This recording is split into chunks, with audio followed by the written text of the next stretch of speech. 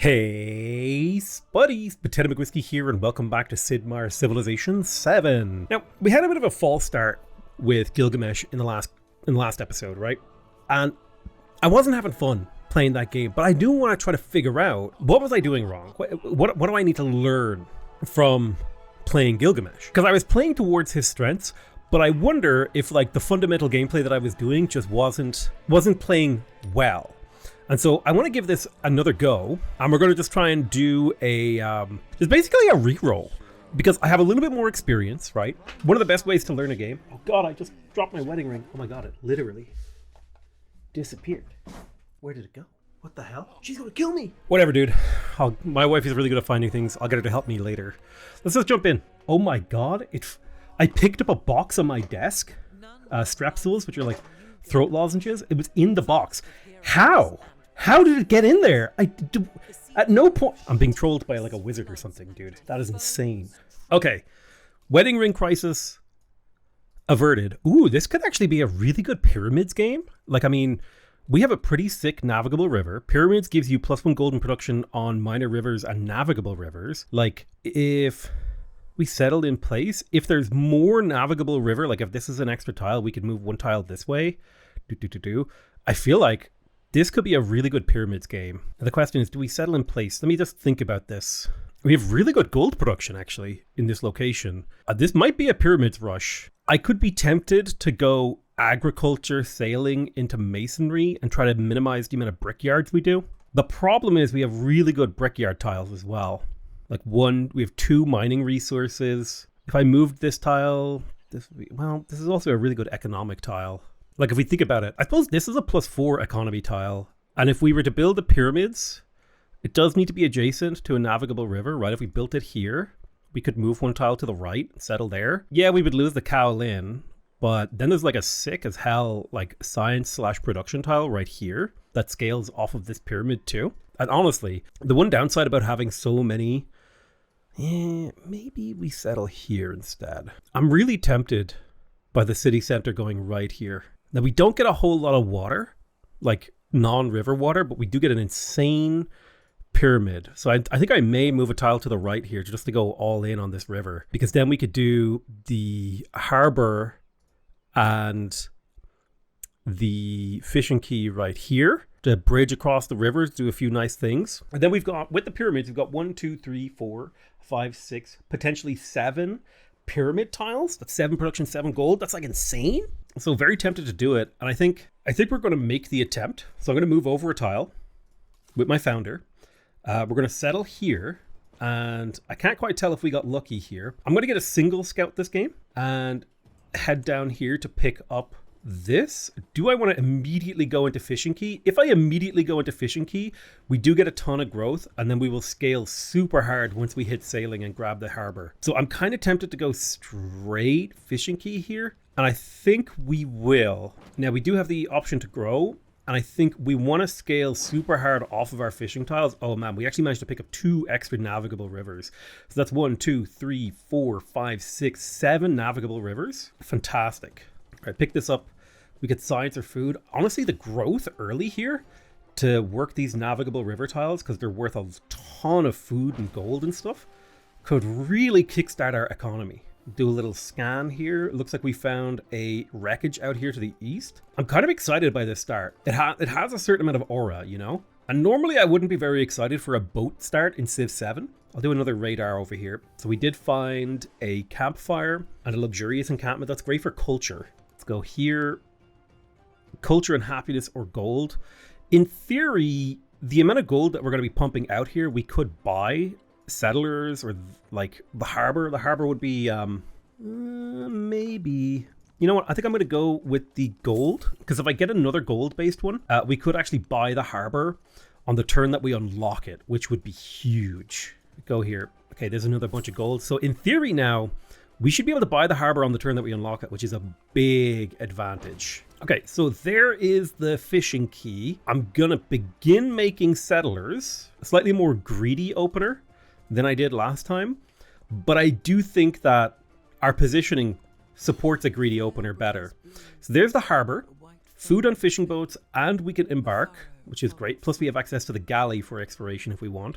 I can immediately spend all that gold on a harbor, getting me +4 production, +1 science, and +1 culture, which is a huge start.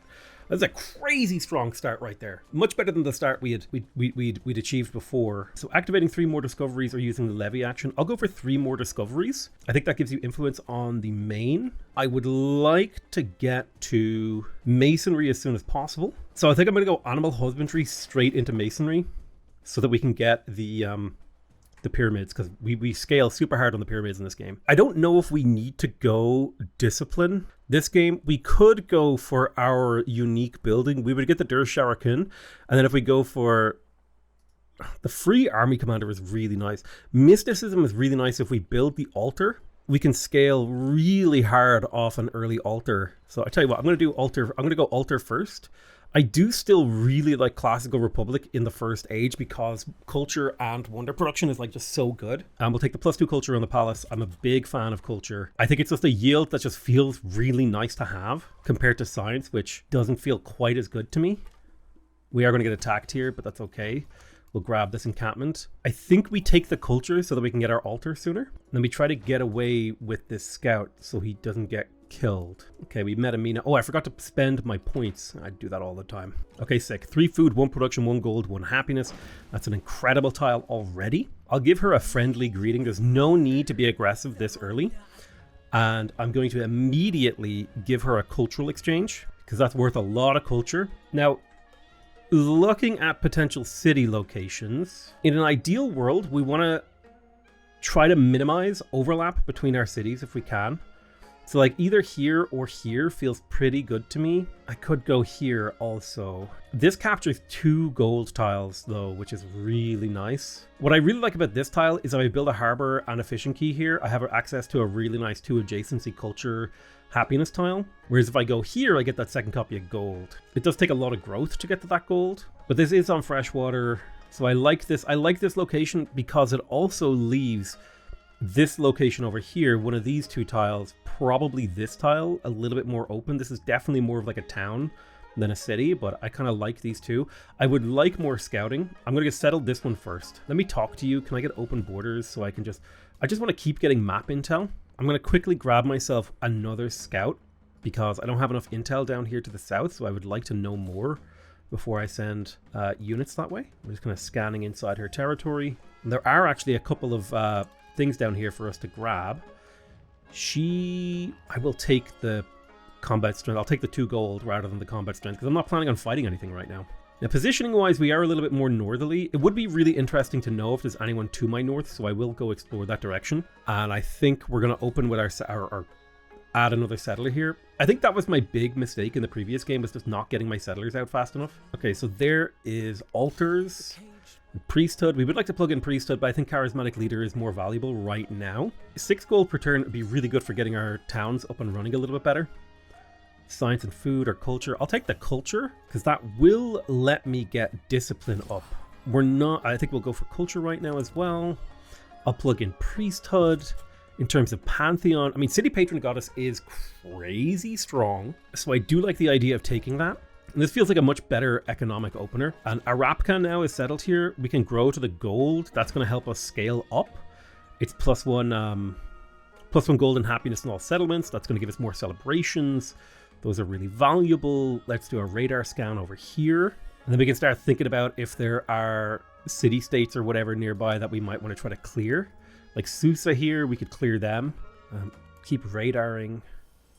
Mostly we just want to know what the shape of the world is. So I'm trying to think, a city here versus a city here. You go there, you go there. I think we go there. I think that feels right. We ran into Napoleon. Napoleon can be really annoying to deal with. I'll give him a friendly greeting because that forces him to spend influence to make us less friendly. I'll give you a friendly greeting as well. You're probably going to go for the pyramids early, so it might be a race. Nineveh has grown. I think we just keep growing to these fishing tiles. 3 food, 1 production, 1 gold, 1 happiness. Those are just so strong. It feels really, really good. In terms of growth scaling, it would be nice to get the rubies, but I do think the extra gold and happiness from gold is really strong. Plus, there's actually 4 mining resources in this town, which would make a brickyard like a really good pickup here at some point. Like if we were to put a brickyard here, that would allow us to grow and place these things sooner, because we eliminate a non-brickyard tile. And then in theory, we can put a saw pit here, which would eliminate a flatland tile and allow us to place 2 mines here, making this like an incredible mining town. We'll have a little bit of a hard time feeding it, but that's okay. So Napoleon's going to decrease our relationship, so that's exactly why I sent him a friendly greeting. I spent 20 for positive relationship, he has to spend 60 to torpedo it. Okay, perfect. So now that we have Dur Shahrakun and the free army commander, how long would it take us to build a Dur Shahrakun? 19 turns is a long time. I would love to build the altar. I think I'm going to build a couple of warriors. +1 influence in all settlements. Oh yes, that's so good. That's such a great ability versus 25 influence. Who would ever choose that one? We would love to get the Gate of All Nations if possible. We are going to be trying for a couple of wonders. I think part of the problem in the last game was also we got none of the wonders that we went for. I may try to befriend Caithness and I will kill Susa because I want the extra combat strength from Caithness. Plus it acts as a buffer zone between me and Amina, who may actually become my ally. Need to keep an eye out there. Because what's actually a really good idea is to get a militaristic leader as your ally, because I think you can do mutual military aid, which gets you like plus 6 total combat strength if you're both like feeding each other military strength, which starts to become just genuinely ridiculous. It looks like there's another city-state over here. Let's keep zipping around. He has a lot of military, so yeah, we do need to build up our military. We're in position to settle here. I will settle in Kalu. The nice thing is we will get another copy of iron here. That's going to help our infantry. I don't want to expand to the north. The city is like meant to expand to the south mostly, because I don't want to take up tiles from the capital. So we'll kind of expand down and around this way.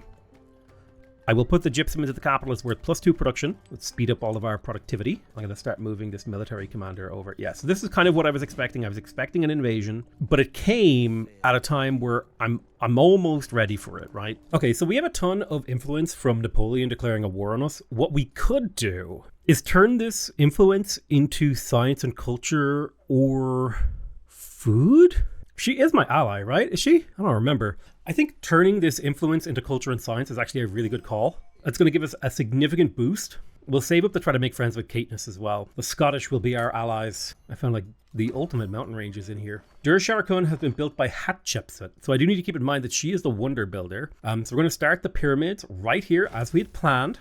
20 turns. It'll take quite a while to build. Arabka has grown and we really want to get this gold.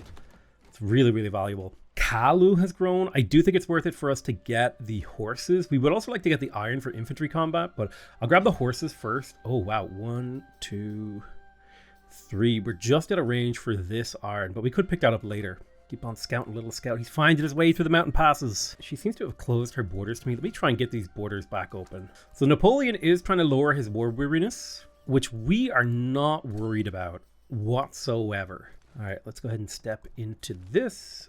I will pick up the 75 gold because I can use that to accelerate this place. Now I had wanted to build a brickyard here because I want to bounce this rural pop because we don't actually want to be working forests if we can avoid it. So I'm going to...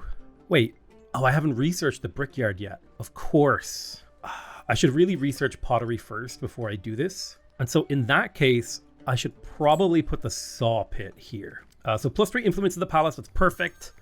That's a fantastic amount. Now we can get this gold. That's another 3 gold and 3 happiness for our empire, which is beautiful. But now I don't think we need the brickyard here. So I think I'm going to delete that tack. And instead, I will put the brickyard over there because that'll allow me to bounce pop up to the north when the time comes. We are going to take the 20%. Oh, actually, we are building a wonder, and I would like to get this wonder. So I'm going to take the 15% production towards wonders.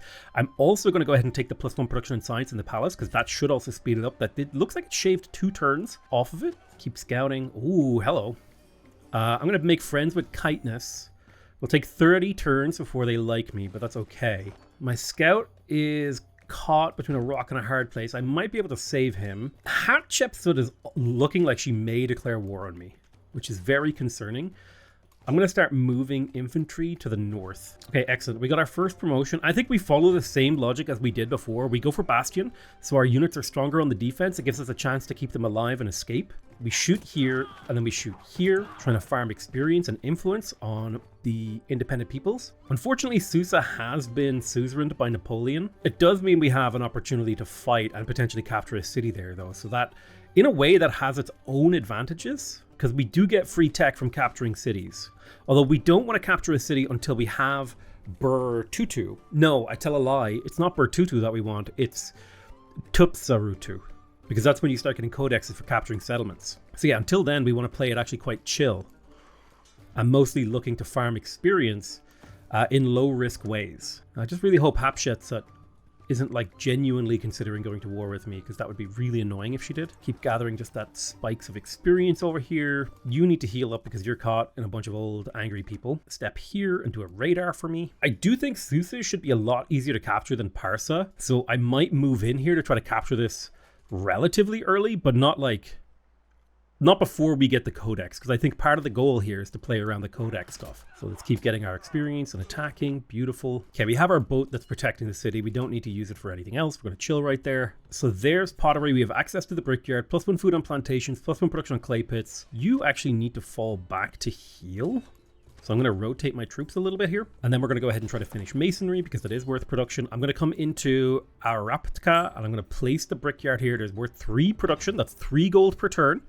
We're developing this location. Pyramids are 10 turns away. I'm feeling pretty okay about the pyramids. Unfortunately, my scout up here that was found and killed. Can we get this kill? Yes, we can. Let's move you forward. We can attack. Well, you actually just got a promotion. So I'm going to do the same thing. I'll pick up that promotion. We'll fortify this tile. We'll keep moving. Our goal is to use, trench warfare tactics. We have met Benjamin.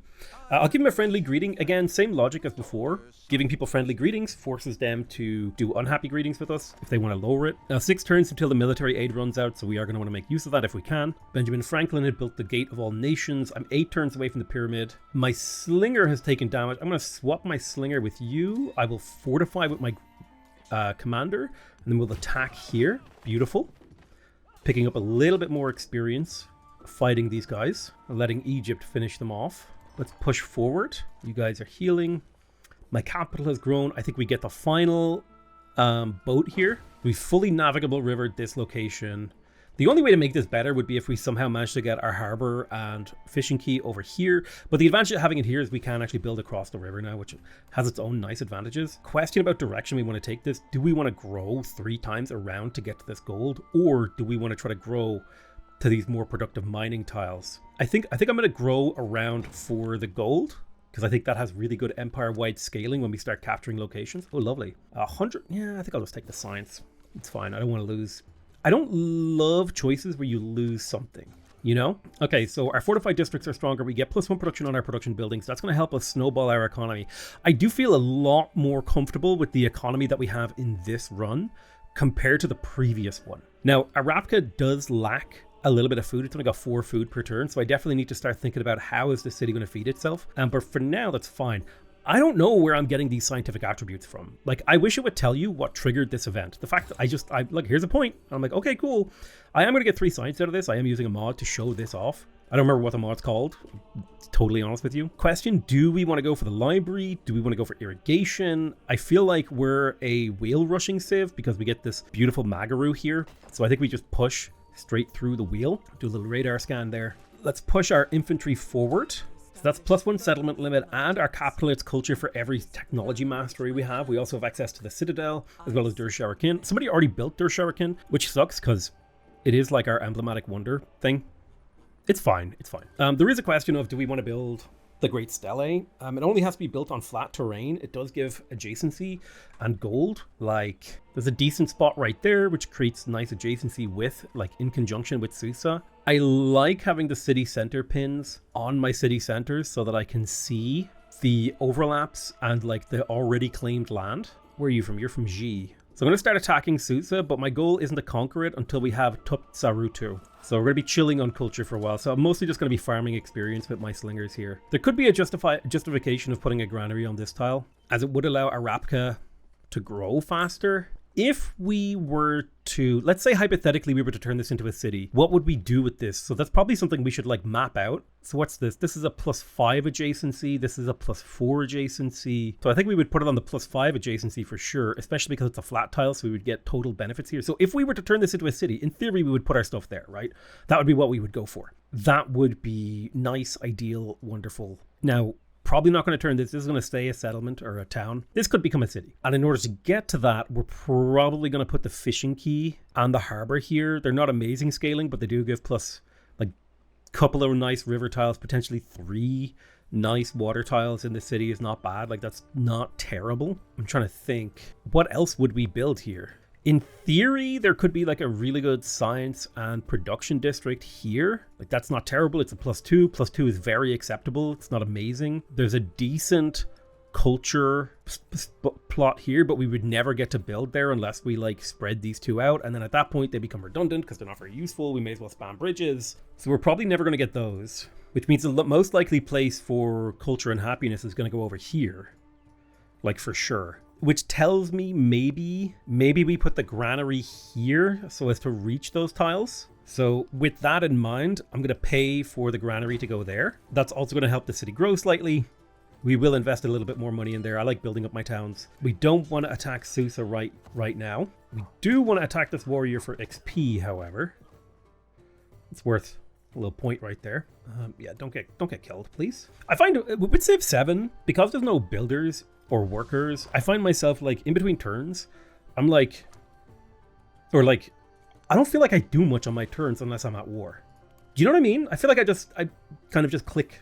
I'm just clicking stuff, but I'm not actually like doing anything, which is not how I felt playing other Civ games. I felt like there was always things to do, that I was always working towards something. But Civ 7, I feel like I'm just, things are happening and I'm kind of like witnessing them. I don't know how to explain it. Okay, yeah, we definitely want the military aid. And in fact, we want to reflect that to her and initiate the same project with her. And she accepted it. She's not my ally, is she? No. But we would love to do the research collaboration, the cultural exchange as well. We don't need our influence to support our war because we're not fighting Napoleon just yet. That's like not our objective. We're sidestepping the war with Napoleon right now. It just is advantageous for us to not participate in the war. And we're waiting for Tupsarutu. It's like our big wait. God, I'm so excited for this pyramid to finish. Beautiful. So this is actually a really strong opener. The fact that we managed to get the pyramid. That's, what was it, 7 or 8 production and gold in our capital due to the navigable river. That's going to scale for us throughout the game. Like, talk about like value. Crazy good. If you look at the yields, look at that. 3 food, 2 production, 2 gold. That is just fantastic. A beautiful pyramid start. Like, you know what? That could be a nice screenshot for the thumbnail of the video. Look at that. Like, try to do the maths on this. 1, 2, 3, 4, 5, 6, 7. 7 times 3, it's 21 food, 14 production, 14 gold, and 7 happiness or whatever. Well, there's a couple more points of happiness here and there. Very strong. So Arapka, let's grow to the gems, the rubies. We can put the rubies in the capital. That's going to be worth 4 gold. And then if we get any jade or anything, we can make that even stronger. We are going to ally a Mina, because there's huge value in allying Mina. 300 gold, I take the 300 gold. That's so good. I'll be able to develop my towns like so crazy strong here. Let's go for our fishing quay and our harbor. I'm going to delete that pin because we don't plan on putting anything there. We have a narrative choice. We can get a codex. I will take the codex here. I think it's worth it because we can't display it. It's worth 2 science, which is like not bad at all. We got the pyramids. I don't think we're planning on building any other wonders. I would like to build the granary and get my citadel and royal library up. So question is this the right spot for the granary? Either of these spots is fine, I think. And there is a question of, do we want to put 2 warehouse buildings here just so that we can get the benefit for Nineveh? We would love to build a monument. So what if we did like monument plus altar here? I actually kind of like the idea of monument plus altar here, but I want to get I'm going to do monument first because I'm really low on culture, and Tupsarutu is one of the key techs that I need to benefit from invading cities. I'm going to put the +2 food and +2 production into the capital because production is king in there. We just needed to produce. Unfortunately, I think I have to capture this city early due to the fact that the AI is also trying to take it. So I'm just going to take this. Now the question is, do we keep it? 1, 2, 3. Let's say if we go into this mode and we place the pin right here, it is like optimal distance from the capital to not overlap, which has a certain level of appeal to it in minimizing what I consider to be like wasted tiles. There's also a decent city right here on freshwater that minimizes wasted tiles in our empire, so I quite like settling this too. So I think we're going to keep this settlement. It is going to cost me 2 influence per turn, but that's a very small cost, I think. And I'm going to get a militaristic attribute point out of that, which is great. Because +1 war support on all of our wars is a huge bonus. Like, he's down to -4. He has 0 happiness. Like, he is taking penalties now, which is exactly where we want him to be. We're making 66 gold per turn. This is like a much better situation compared to the previous game in terms of our gold generation, mostly off the back of the pyramids. So he wants peace. I reject your peace because there is no advantage to me to going to peace right now. I have every advantage to stay at war. I'm crippling his yields. He's not even beating me in culture or science. I'm triple his gold, and he has 2 cities that I could theoretically capture, especially in 14 turns. We'll get free codexes for capturing them and progress towards the military objective here, which, you know, really, really nice. But yeah, I'm very happy to capture Susa. That is a little Seuss. I'm surprised he hasn't tried to settle more cities, considering he has 4 settlement limit. You're going to guard Susa, please. I definitely feel like the map tax mod makes the game a lot more playable. I know that sounds crazy, but it just really helps me process the data on the map and like not have to remember every single little tiny detail or like think on the fly. I can kind of pre-plan some of my moves so I don't make mistakes and screw myself, which has an appeal and feels good all on its own. So do we want to build a market? It's 3 food, 2 happiness. It's not bad. The Hanging Gardens, I don't think we're going to be able to build that one. I would be surprised if it wasn't already built. Yeah, it looks like somebody already got it. I think we will put the... I'd love to build the altar. It is influence. So I think we park the altar right there. And, ooh, a diplomatic attribute point from being in an alliance, which is just basically a free attribute point. Taking that for sure. Free happiness per age is really strong. So I'm just going to take the free happiness because that adds up to more celebrations. More celebrations can lead to significant benefits, in particular in being able to equip cards and things. There's also like certain interactions with things like wine, although we don't have any wine right now, but those interactions do exist. I think I don't plan on going any more forward than this tile until I have cavalry to take these cities. And I'm going to start exploring my galley because I feel like Nineveh is safe, so I feel like I can start exploring. I don't need it to protect my empire anymore. I can go and do some exploration. I have the gold now in Arapka to get a altar. I misclicked the altar. I'd wanted to put it on this tile. I did put it here. I mean, it's fine to be there, but like whatever. Because it would have been nice to overbuild it with a temple later, and I'm not going to want to put a temple there. It's fine. We have it. We get more influence. That influence adds up, both in terms of building relationships with city-states, but also getting free war support, running endeavors with our ally. Speaking of which, I'm going to do a farmer's market with her because we have quite a few towns, and she's going to most likely support them. This allows me to recycle any diplo favor I get from warfare. I think there's a lot of value here. Ooh, I like the idea of a diplomatic city-state. We might save up to make friends with them. They're far enough away to, like, I had planned on clearing city-states, but just the way that the early game unfolded here, we will build fortifications for the purpose of defense. Setting up a forward position. Ooh, a navigable river. Oh, dude. I'm trying to think, was there a better city navigable river-wise? Is there a theoretical... Oh, look at that. Wait, what? Right here. So right here, that's 1, 2, 3, 4, 5, 6, 7, 8, 9, potentially 10 navigable river tiles. That's sick. It's disgusting filth. Ooh, a settler. I'm honestly, I kind of want to let him settle that, although it is also free experience, so 4 experience and 5 influence, like why not attack it? Coming into the capital, we have all of the river tiles. So do we take this like this gold that's worth 3 gold and 3 happiness? That's really strong. Do we get the 4 gold on the rubies? I think we take the gold here because that's going to give us empire-wide scaling. It's actually 4 gold, 4 happiness right now. It's really quite strong. I need you to kind of just blip your way around the edge. Huge navigable river. Very cool. I could see Egypt trying to attack us, which is why I have an infantry unit parked in that city to protect it. We do want to get around here. And sort of planning Kalu, I could see us for sure, based on the amount of water that the city has access to, I could definitely see a harbor and a fishing quay here. The question is, what other things are we doing? Probably this city is going to mostly get, what do you call them?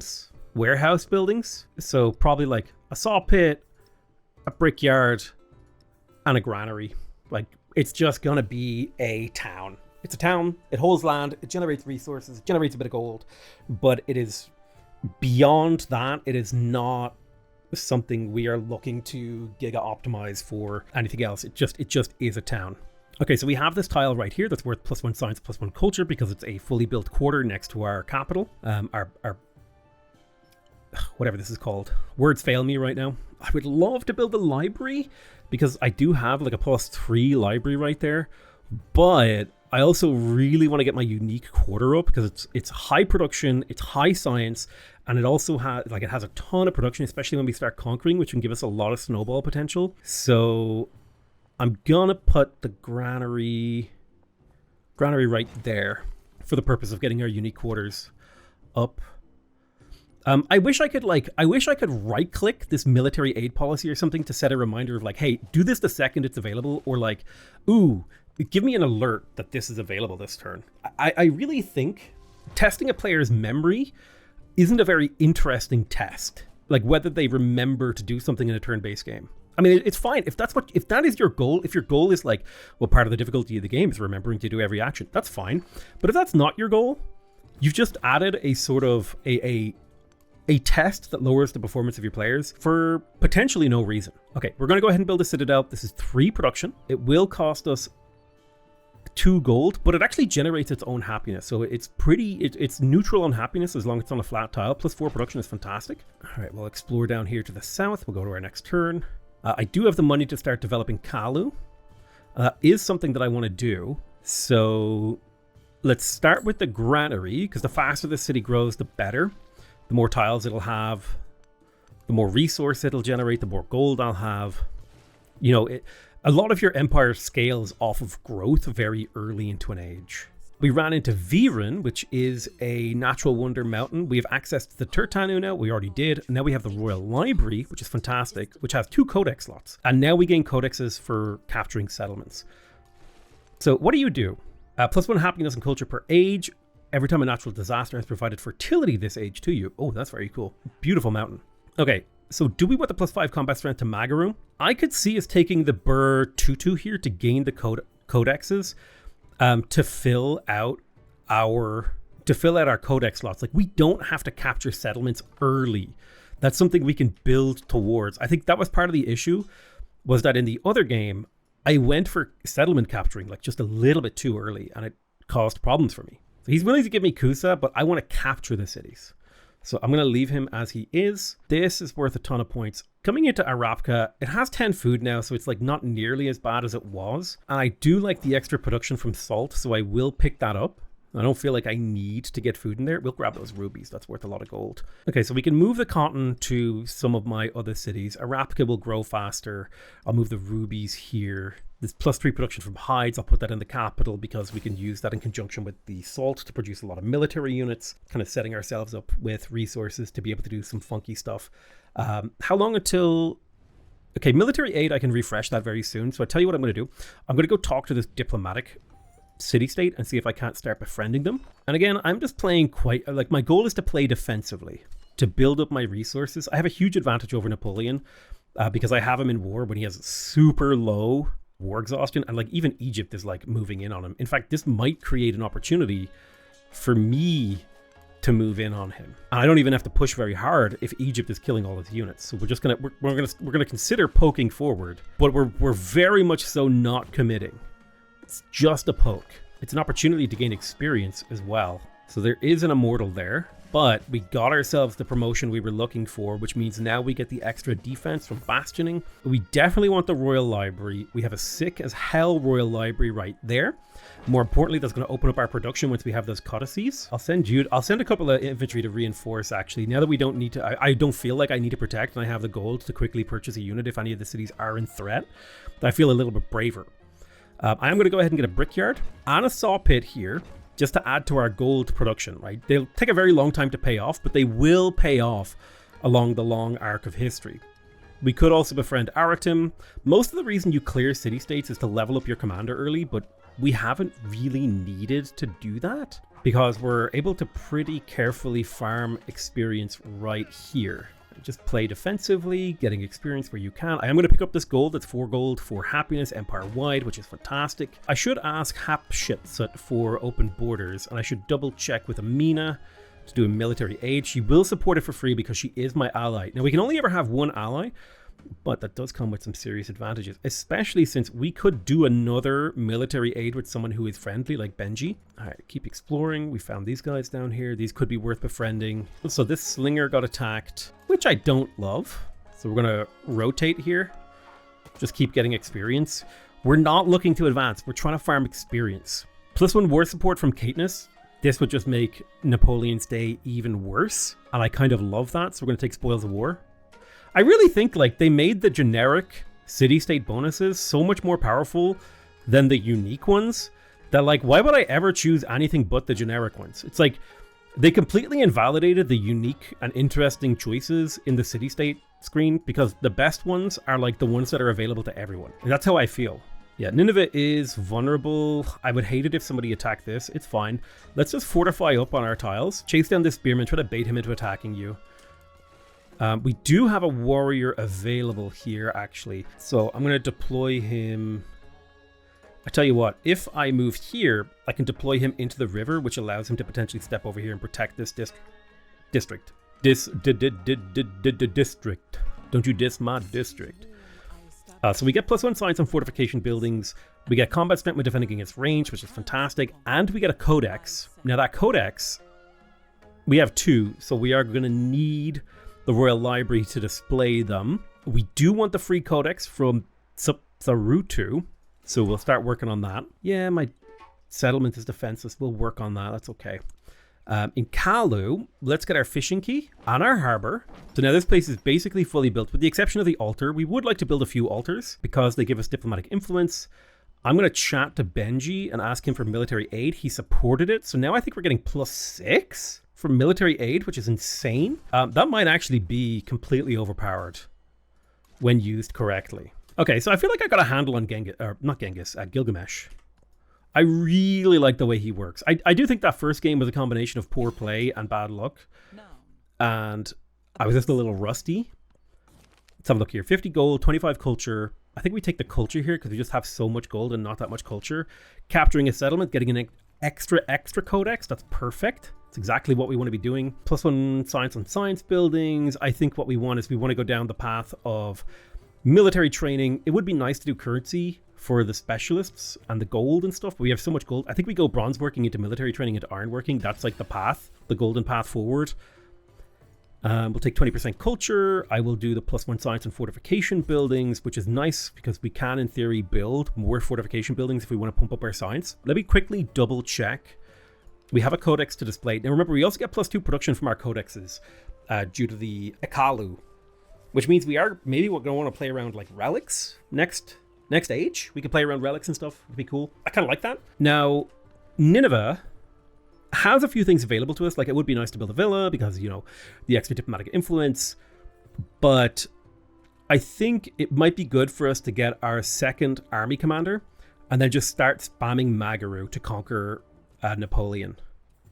So I'm going to get myself a second army commander and then just spam cavalry. And we may also look to declare war on Egypt, depending on how badly things go for Napoleon. Like, if he falls too quickly, we may redirect at Egypt. I'll just have Amina as our ride or die. Okay, Nineveh has grown. It would be nice to get this. I also like the idea of the iron. I do think that this fishing tile is like still so strong. So I'll grab the fishing tile just because we have so much invested in making our fishing tiles really strong. All right, we're growing over here. Good job. Hatshepsut has made peace with Napoleon, which is honestly good for me because it means I'm under less time pressure to actually finish my war with him because she's not going to capture his cities. Kalu, yeah, we can't afford the altar. We would like to build the altar. We would also like to develop Susa a little bit. Kind of thinking about the city's locations. If we go into pin mode, we can see like, oh, look, there's a nice culture and happiness tile over there. There's a really nice golden food tile right there. It's a +3. There's 2 camels down here, which is kind of insane, actually. If you were to settle this, you could get like crazy camel value. I like freshwater, though. Bit of a problem. In theory, if you settled like right here, you could bridge across the water and build up this. Like this is actually, like if I'm thinking about a city location, this is pretty good. It doesn't have a huge amount of overlap with this city. You end up capturing a bunch of resource value. You can bridge across, you can even get a grist mill. There's not a lot of land in here, so it would be mostly a fishing town. Really good for food. And then you've got to kind of think about like, well, what the hell do I do down here? Like 1, 2, 3. Like you want to fit a city on this tile line, unless you just sacrifice this iron and settle here or here. This city right here goes kind of hard, especially if you go to this freshwater like this. You know, actually, I think I would move it down here. Well, in a perfect, see, this is why I get annoyed that you can't settle on resources in this game. It's like, bro, why can't I settle on resources? Like, this is one of those things that just like really frustrates me. That it makes like it takes away from the satisfaction of being able to settle like really nice, well-planned empires where things fit together perfectly. It's just like they added all these constraining factors that I don't think make the game more fun. I would kill for a mod that lets you settle on resources. You want Neckhen? I don't want, you have Neckhen and you want to give me it? It's so weird. But we definitely want to capture all 3 of these cities. Are we keeping all 3 of the cities? Probably. Another thing about this game is like the AI doesn't settle cities that feel good to capture. Like, it's a problem. I would like to get access to the silk, so I'm going to grow to this nice food tile, because growing to a food tile means we get access to the silk sooner. Then we may want to consider turning this into some kind of town. Like specialist town. I can't believe these don't tell you what, like how much you get from them. It's like crazy. I'll take the +2 influence per turn. We could turn this into a city if we wanted to. It's actually relatively cheap to do so. And now that I've said that out loud, I think that could be worth it. So let's convert this into a city. We're going to begin the process. I think we definitely want to get the Akalu up. We want the Citadel and the Royal Library. So we're going to start building them right here on this kink in the river where it's really, really nice. So we'll queue those 2 up. That will hurt our gold income a little bit, but not too much. I think 3 cities is a decent amount, but we'll stick to this number for now. I'll plug a ruby in here for an extra 4 gold per turn. My poor little scout got hit. Oh, there's Neckhen, so he must have captured this like all the way up here, which is like weird. Although that actually works to my advantage because now I don't have to kill Napoleon like 100%. I can just like ruin his life. Okay, jump in there. I think we just full retreat. There's no need for us to put ourselves at risk here. There's no need to fight, we're just poking in for experience. And so now I can start spamming my Magaru. We'll soon have the +5 combat strength to Magaru if they're in a command radius. So Kalu has all of its buildings. You could justify an altar. I do think Susa, we want to get like the brickyard, granary, saw pit things. We haven't actually planned how we want to build this city. I could see myself doing something like brickyard, saw pit, that gets me over here if this does indeed become a city. And then a granary like right there, that uses those 3. If we wanted to have a little bit of extra production and food, we could put a harbor and a thing in here. We may not bother. It's only 2 tiles. It's really not worth that much. I mean, long term, it would eventually pay for itself, and it's like a little bit of growth. It's a little bit of acceleration. That could be worth it. We're going to send our 2nd Great General over, or Army Commander. I keep calling them Great Generals. Oh, hello. Here is Horwikwago, as I like to call it. Horwikwago. So somebody has a Great Library milestone completed. There's a cultural milestone. I would like to build a 2nd wonder. I do need to capture like a few more cities to hit the military milestones. Let's fortify up all of our guys because we want to farm a little bit of experience here before the war truly kicks off. Food in our cities. I don't think I need to support this. I think I'll just accept it. Double checking. We have military aid running. I would love if she ran the other military aid. I do think it would be worth to run these other things. However, I mean, we already have 6 war support against Napoleon. It's like untouchable. So I think we'll go for farmers market and then research collaboration and cultural exchange. And then I don't think we need local festival, but she will support our open markets for free. Just run all of those. We definitely need more diplomatic influence. So that's something we need to consider. Kalu has grown. We grew to the gold. Where do we want to grow next? I think if we grow here, we do get that iron without impinging on the capital. So I will go there. We also have a growth event in Susa. Susa, 1, 2, 3. We could grow to the sheep over here. That's theoretically possible. There's also the iron here, which would make our military a little bit stronger. So we'll grow to that iron. We got ourselves a Magaru. We're going to keep making Magaru, and they're going to have to cross this river. They'll be slow to reinforce, but they will get there. Benjamin Franklin likes me. Sentences I never thought I would say. We're going to pop that right here. That's worth 5 production. We're going to pop the saw pit right here as well, because it's worth 2. Yes, we lose a little bit of happiness, but we can actually place our citizens. Ooh, do love picking up the silver. That's going to be +1 food and +1 gold in every town or every settlement. That really adds up. But look how good that tile would have been. Imagine if I could just place like a culture building there. It's a +4 adjacency, and I just don't get to have that because the game is like, no, I put a resource there and you can never access it. Like, why don't I have that choice? Like, why not give me that choice? You know, let me make my own decisions. I'm a gamer. I feel like Civilization 7 took away so much of my freedom as a player. I don't know if I want to be allies with Benji. I want to be allies with Amina. Right? I can only have one ally. Yeah, you get +2 war support when you're only in one alliance. So I'm going to reject Benji's request because the +2 war support is like a big part of Gilgamesh's abilities. So there's a scientific legacy milestone. We can build wonders with great work slots faster. We gain a codex. We get +2 happiness in science buildings. I'll accept this. I don't have the resources to support it, I don't believe. And then we want to get Kibra to Arbai for sure. We built a Magaru in here. I think we gotta just keep pumping out cavalry because it's like now is the time to capture these cities and make use of them. It might be worth it to also build a settler, but yeah, now is the time. It's the time to strike. Move forward a tile with all of our units. Doing some scouting on the eastern seaboard. We took some damage up over here. We do have access to the archer now. And in theory, now that we actually have money, we can actually upgrade this guy. So why don't you zip in there? You come forward. You can damage this guy, gaining some experience. And we've got endless Magarus coming now. +5 influence from getting kills. We do want to make kills. It's very worth it for us to get kills. Move that warrior over here. Same thing on this leader. I always like to develop my leaders basically the same way down the bastion tree because I think it gives, I just think they're the most powerful abilities. Now that we're starting to get like some troops, I will push forward. I don't mind losing some troops to gain experience, especially when I have like a constant stream of Marianus or what are they called now? Magarus? Listen, that just sounds like a MAGA supporter. You Magaru. All right, this soldier got murked. Let's pull back a tile and fortify.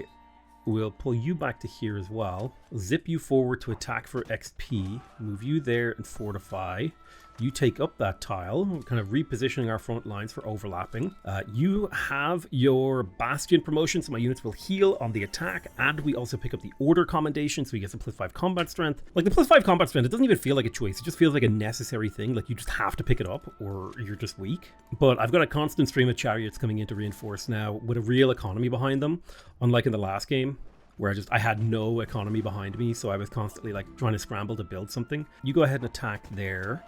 I think you could get this kill. Plus, if this guy doesn't have like outrageous levels of combat strength, what's his name was getting? It felt like it was out of nowhere. Continuing to assault forward, move up there to pillaging range. You could potentially pillage that next turn. Keep making Magarus. We got a total stream of them coming. I think it makes sense to build up your economy before you go on the aggressive, because if you don't have an economy and you fail, it's over. But if you have an economy and you fail on the attack, you can pivot, you know what I mean? Whereas I had no pivot in the last game. I was just forced to keep investing in a sunk cost war, but I didn't have the economy to sustain a continuous investment in the war, so I was just struggling on all fronts. I'm going to move you to there. I'm going to kill this guy and then move you to here and then fortify that tile. So we kind of kill, pivot. You're in a position to pillage for health. I'm going to assault forward with you, gaining experience. I'm going to move you up here, move you to here. We could attack. We don't want to. I'll slowly build forts. We want to be pushing forward as hard as possible to try to claim as many tiles as we can while gathering experience and achieving objectives. Because remember, we turn kills into influence, and now if we actually start investing into this, like we're at +8. That's over for this guy. Like +8 war support, this guy has negative happiness. 100% his economy is in the absolute shitter. And he wants to be out of this war as soon as possible. But I'm not going to let him get out of the war because I'm Gilgamesh. And I benefit from being in this sort of like doom cycle war where I could just charge and attack and start slamming his walls. Like I'm building a chariot every 1 to 2 turns with the economy that we have. Like, this is devastating to deal with. Just a chariot coming out of the fog of war to fight you every single turn is like nigh impossible to deal with. Because that's exactly what I was dealing with last game. We are getting some more promotions from getting attacked. Narrative choices, excellent, 50 happiness. City growth, it would be nice to get this. It would also be nice to get this, or this, or this. There's so many nice things to pick up here. I'll pick up that. So you got another promotion. We're going to take the bulwark promotion that's going to allow us to build fortifications in 1 turn. 1 turning fortifications is a big deal. So we're going to shoot this archer to soften him up. We could pillage and then attack. I will pillage and then attack. Beautiful. Why don't you attack that slinger? And then I'm going to position you here on the flank. Finish building those fortifications for me. You could attack the city. It's not our main objective. We will attack a little bit.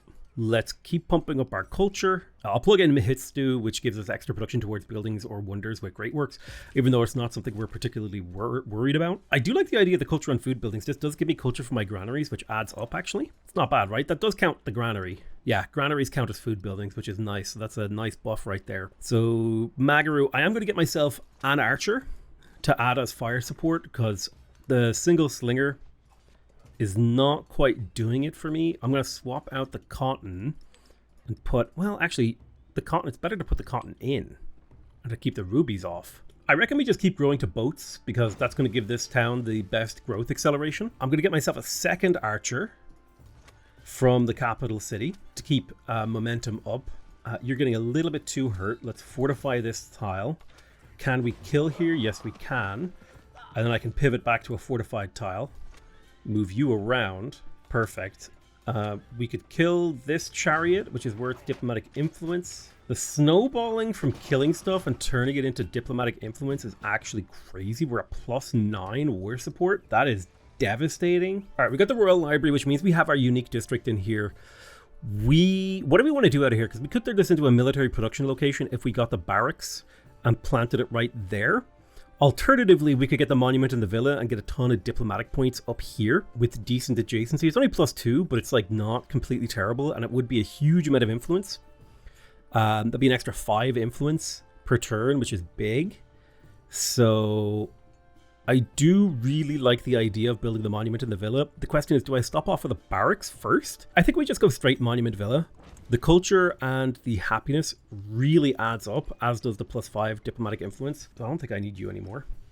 Those pins. God, it's actually crazy how much having pins makes the game a lot more playable, because I can take notes on the gameplay. Pins are one of those things that should just be in every Civ game in some form. Like, the ability to take notes on the map is just so insanely useful. You go ahead and fortify that tile. That'll give you a huge combat strength defense. We attack here. I think we take a turn to heal. I guess we could slam aggressively into the districts. We have reinforcements coming. What's nice about slamming is it does get us closer to levels on this guy. Like, he's filling up his bars pretty quick. I'm gonna deploy a slinger right there. I'll accept that, Hatshepsut. I built an archer in the capital. I think it's time to go to the Magarus now again. I'm going to put this scout on auto-explore. I'm tired of micromanaging a scout when I've got so much warfare going on. I do really like the whole killing enemy units to turn into influence. That's a really powerful interaction. Okay, I lost a slinger. Not a big deal. I kind of suspected that there was a chance I would lose that slinger. Okay, I'm going to pull this. Well, can you pillage this tile? You can. Okay, never mind. I'm not going to pull you back. Put you in there. Move you forward. Archers are on the way, which is perfect. I'll get these guys to fortify and heal up in this position. We can kill this archer. And the great thing about the Magaru is they can go forward, take a tile, and then immediately fortify it. Like, that's a really, really powerful interaction. Units can move after unpacking from this commander is extremely powerful, so we will take that. It's one of the most powerful utility abilities in the entire game. It allows you to like completely reposition a hero, or a unit rather. But I do want to keep this guy in place to heal, because he has units inside him. That allows me to heal multiple units on a single tile. We're just getting influence from them slamming into us. This guy should be healthy enough. We do a little bit of damage there, and then we slam with you. It would be nice to get a single siege unit over so we could pepper away these cities. It's fine for now. Move you up here. I would like to move you here and pillage so that you're strong and able to punch the city. Magaru completed. Let's keep making Magaru. We just want to have so many of them that we're unstoppable. Like we want to be completely unstoppable. We do have 760 gold to play with here. An altar wouldn't be bad. I'll build the altar in there. It is worth +2 influence per turn. How much for an altar in here? It's up to 400 gold. We'll wait on that one. We could build it next turn. Like, yeah, it's probably not going to do a huge amount right now, but it adds up. Every little bit of yield adds up, in particular because my altar gives me Diplo influence. Very, very powerful for, like, ruining Napoleon's day by just pumping this. How long until Amina's war thing runs out? Okay, it's actually already ran out, but that's fine because we'll get it back in a couple turns. Okay, we got a spook easy situation here. The most important thing is to clear out enemy units. Okay. It looked like I could attack from this tile to here, and when I clicked, my unit ran over there. And that's really frustrating. That is truly frustrating what just happened there. Okay, so Susa has grown. It would be good.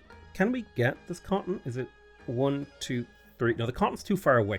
We can definitely get the sheep, though. We'll grow there. We got another Magaru. I think, unlike in previous games, the problem is when I felt like I was in a good position, I stopped making military units. But I think in this game, I'm going to just keep making them until I've, like, total victoried my enemies. Okay, so let me pull up Kalu here. I'm going to build myself an altar, mostly for the diplomatic influence, but also just to, like, fully maximize how much I'm getting out of all of my tiles in my empires. I would like another settler. That would be something worth potentially buying, but we are kind of focused on killing Napoleon right now. We do benefit greatly from getting said kills. City center district is falling. We broke the walls, but we're going to keep healing for now. Don't need to put ourselves at risk. We will pick up that silk. It's worth 3 food, 1 culture, 1 happiness, plus the 10% culture. We can put it to the capital. It's really nice. Plus 5 food for both leaders. I would love to support that, but more important to me right now is military aid, and she did support it, which is excellent. That's plus 3 combat strength. Hopefully she sends that to me as well. So in theory, actually, if my ally sends me a military support, I could have up to plus 9 combat strength, which is insane. From just the military support action, which is crazy strong. Let me go ahead and vampire or suction you up so you can heal inside this guy. Plus 1 food in towns or plus 10 experience to all commanders. I think the 10 experience to all commanders would be useful because that will actually get us to some level ups a little bit quicker. It's only like a couple of turns of experience, but the plus 1 food in towns, yeah, that's nice, but do I need it? I mean, sure, it's much better long term, but on the short term, it's fine. Ooh, I would like to build a blacksmith. It's a lot of production. We do have unit flanking now, so that is something we did not have unit flanking, so that's something to consider, but we literally weren't benefiting from flanking. We do have a chariot in this city that we need to kill. So I'll fire on it for experience. Then I'm going to attack with my healthiest chariot. We now have the city center tile. I'll move you forward. I'll position you in there. You jump in this guy, and then I can pop you back out. I'll pop out a new unit here in a moment. Stay right there. Let's close ranks a little bit on this city. City-state bonus from Izertu. Now, I could go for the gift exchange. This is worth 3 to 5 happiness per settlement, whereas, like, Vigila's Urbany is worth 2 to 6 happiness per settlement and requires it's 2 happiness in towns and 6 in cities potentially, whereas this is just in everyone. Like gift exchange, this is completely invalidates any of these other things. I don't know why I would ever choose literally anything except for this. Amarna letters is like decent because it saves me a lot of influence, particularly I can spam them all with Amina, like that's okay. But if I'm just going for raw stats, like this is incredible. If I want influence, Festival Grounds is pretty decent. Again, that's only 1 influence per settlement. I guess it does get doubled during celebrations. Like Festival Grounds is really good, but it does require investment, whereas this is just, I suppose, Festival Grounds is good. Send delegations, happiness when we vision their capital. Send delegation is just kind of like, Vigil is Urbany, This is okay. This is okay, but this is just, like, if you want raw happiness, this is OP. But I'm just trying to refuse to pick these because they are just, like, overpowered. I'm just going to go for Festival Grounds instead, purely because I'm trying not to just pick the overpowered thing. I'm specifically going out of my way to play the game in a way that is more interesting, in my opinion, than just picking the boring, strong choice. So is it time now for us to stop producing military? At this point, I think we can get away with not producing, like we have such a stream of military coming that we can take some time now to build some of our infrastructure. In particular, it would be nice to get, like, we could go blacksmith barracks here, or we could go library. Let me have a little bit of a think. If I look at this map mode, where do we see any good like production adjacency? Like this is one of the better ones. I suppose there is a +3 production and science adjacency tile right here. So like that's not bad. I guess we could work on that. I would love to build a villa, but I think what we're going to do is we're going to build a barracks that's worth +6 production, and then we're going to build the blacksmith here because that's worth 11 production. I may build the blacksmith first actually because 11 production is more than 6, and then we don't need these pins anymore. So yeah, we'll get our production up. And the nice thing about having a high production capital is that it sets you up nicely for the next age, because your capital is guaranteed to be a city, which means it's guaranteed to be able to produce using production. All right, I'll deploy a warrior here, slowly chipping away at these cities. We don't break city walls particularly quickly, but we do break them. It just takes us a while. Okay, you can attack this. Perfect. There's like a little cliff here that's hard to see. Okay, +1 settlement limit and +5 combat strength to Magaru if they're in a command radius. So our Magaru are now a lot stronger, and we have extra settlement limit, which is filled out by conquering. Narrative choice, we can get a militaristic or a scientific attribute point. Let's kind of analyze that decision. If we got a scientific attribute point, we'd be able to build buildings faster. And that would get us towards potential happiness and goal towards maintaining buildings, which could be really good if we go for a city-centric gameplay. Or we could go for extra military production from units, or ignore the unrest penalty from captured settlements. I think unrest penalty is actually really strong here. So I'm going to pick up the militaristic attribute point. I'm going to come down here. I'm going to ignore the happiness penalty from unrest in captured settlements. That's really, really nice. I do think that the ability trees are one of my favorite parts of the game, although I kind of wish they were more like the Civ 5 ones, where they were way more thematic and changed your gameplay. They feel almost like the ability trees in this game the attribute trees almost feel too generic. So Kibrat Arbai, 20% science in cities not founded by you, +3 production in food and settlements not founded by you, and we'll gain a codex. I do want to pick that up. That is nice. All right, let's keep moving these chariots up. It may be worth it for us to consider upgrading Susa, although I may want to hold on to Susa being what it is for now. I do want to build a festival ground somewhere, but I kind of need to think carefully because I don't want to end up crushing that later. Because the festival ground is the kind of thing, if you can keep it around for most of an age, and since we're getting it pretty late into this age, we want to have it like around for as long as possible in the next age. I'm going to pull you out of this town so you can heal faster now that we have like reinforcement chariots who can take up the front. Let's get damage on this enemy unit, but we do want to take damage on the city walls where we can, because there's only a limited number of units that can attack that safely. And again, like, look at this, right? In my head, it looks like I should be able to attack here, but the game won't let me. You gotta be careful. It's one of those things. It's one of those quirks of Civ 7. And like, because this is like a mining tile, it's very hard to see that cliff. This cliff is not obvious. Whereas I feel like if this was a 2D game, that cliff would be so obvious. That cliff is just not obvious to me. Visually, from like the gameplay point of view. And so that's one of the big problems that I have with 3D strategy games. Like, one of the big things that you lose in a 3D strategy game is visual clarity. Like, if you just glance at this, it's hard to tell that there's a cliff here between this tile and this tile unless you're zoomed in this much. But when you're playing at this level, it's like hard to tell. And this is why I feel like Civilization 6 was developed with like this view in mind, this much zoomed out. But Civilization 7 was developed with like being this zoomed in, like in terms of its graphics. And that's just kind of like, yeah. And I just think this zoom is way more important for visual clarity point of view, to make this zoom work. Just hide my pins. You heal up. You heal faster outside enemy territory. Go ahead and slam that for experience. You can slam this for experience. Slam for experience. Beautiful. That will get us a full level on my commander here. We're going to get him to take Defilade and Resolute, which will also get us Order. So now we have 2 Order promoted commanders, which is excellent, giving us a lot of flexibility in how we can spread out our combat power. In theory, we could choose to pillage this to gain gold. It could be worth it. We will eventually have to repair all that when the time comes. We can kill you. Let's kind of do a little bit of deployment. Go ahead and shoot this guy. We want the experience. Can you get this kill for me? You've already acted. All right, we'll be able to clear this next turn. Yeah, we can't get the city this turn, but next turn we'll be able to get it. Fantastic. Menifert just makes me think of Jennifer. I don't know why. Of course, he got a chariot on that tile. Let's make sure we use our archers to try to clear this. I'm going to pop you in there. You zip here, and then I'll be able to pop an archer down on this tile, making room for them. He'll be able to shoot that tile, and then 2 chariot attacks should clear the city tile, capturing Parsa. That will get us a milestone. So we get +3 combat strength for ranged and siege units. That's our free tech that we picked up, happiness and happiness buildings.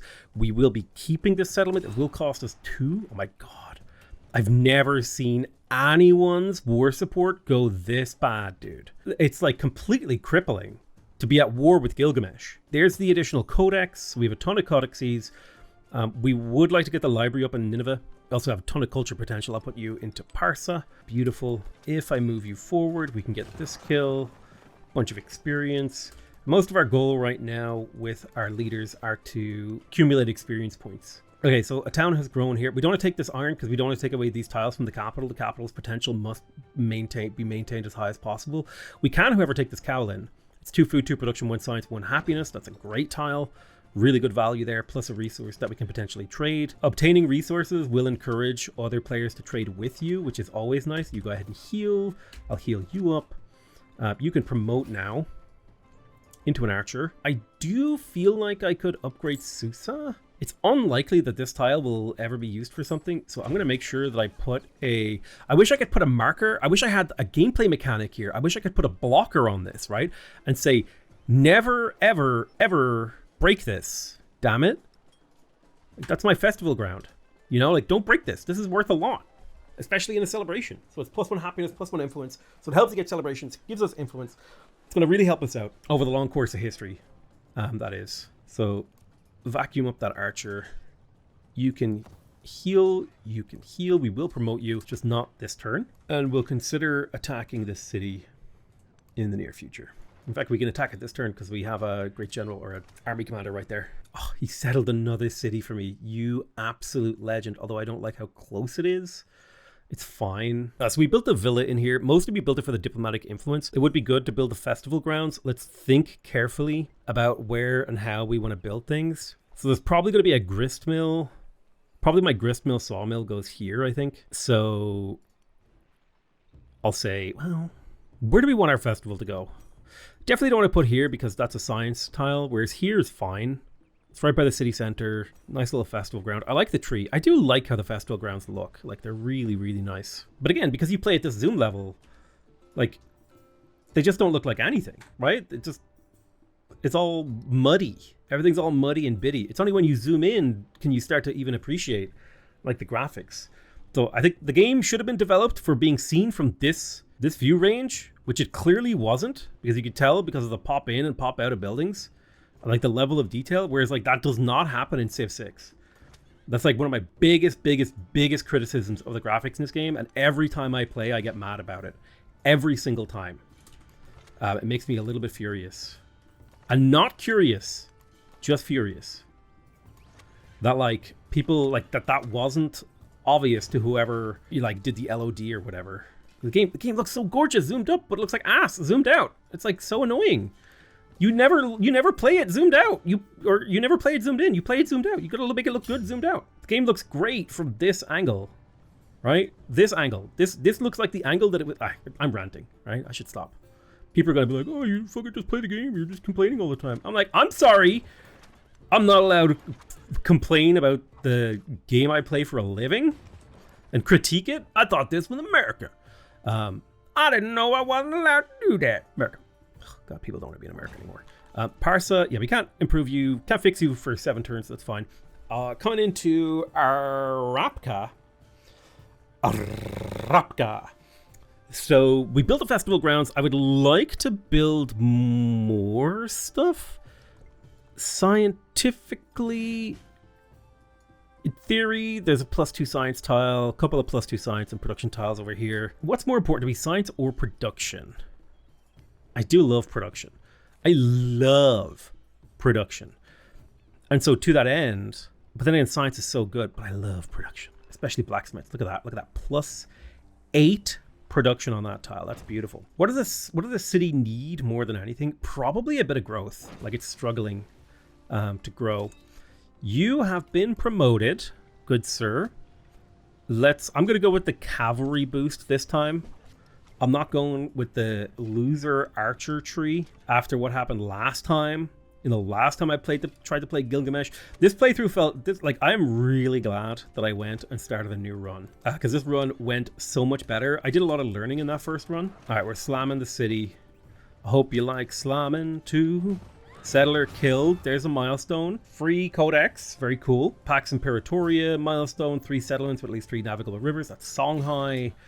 We also picked up the wheel, the free tech. That also gives us culture because of our abilities. We are going to keep this settlement. We are very much so a conquer and hold culture. So that is for sure what we want. There is a barbarian horde crisis spawning things. We definitely want to go clear Hunnic if we can. Let's deploy the MAGA chariots. What are they called again? Magaroos. I keep forgetting. It just sounds like a racist kangaroo or something. I don't know. It's probably like an indigenous word that I'm butchering. Happiness in cities. I'm happy to support that. Speaking of endeavors, we have the military aid running. I will, at this late stage, things like farmers market and local festivals scale better than research collab and cultural exchange. Although cultural exchange, because of, like, it is a 10% science and culture boat boost. So like, why not just like push them all? You know what I mean? Like, we have the influence from killing. I do really like Gilgamesh's gameplay style. There's something satisfying about like killing someone's units, turning them into whatchamacallums. We do need to do a -10 gold for each thing you're season of. It's like whatever. It's like very tankable negative penalty considering the amount of gold that we generate. That's another thing about Civilization 7, right? Like, because of the way that settlements and towns work, normally gold is one of those resources that is so rare in a Civ game. But because of the way the town city distinction works in Civilization 7, gold is way more plentiful.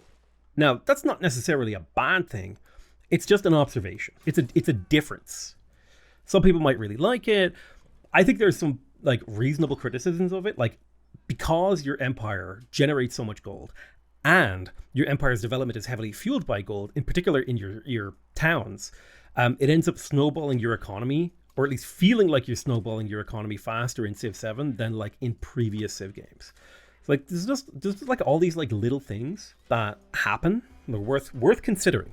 Okay, so we got our barracks, we got our thing. We got a huge production bonus in here. I definitely would like to pick up my library because that's a 6 science building right there. And then I suppose the academy is going to go there too.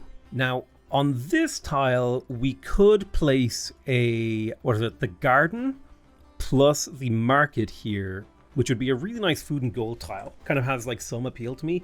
We may zip back up for that after this. We would also like to build a mausoleum at Halicarnassus, so that might actually go there, which sets us up for potential better harbor buildings in the next age. It all depends on how things work and how we decide to do them. Okay, so, but also like, just look how messy, like it really doesn't feel like there was like a single person working on the UI, because it is just like, I can't see shit, dude. Like all of this information, when I'm at the like, it really does feel like the developers play at this zoom level. It's like, oh yeah, I can see this health bar, but like, this is the zoom level that people play at least I play at. I can't see shit, bro. What the fuck is happening in my town? Put this health bar between this corner and this corner, please. Like, seriously.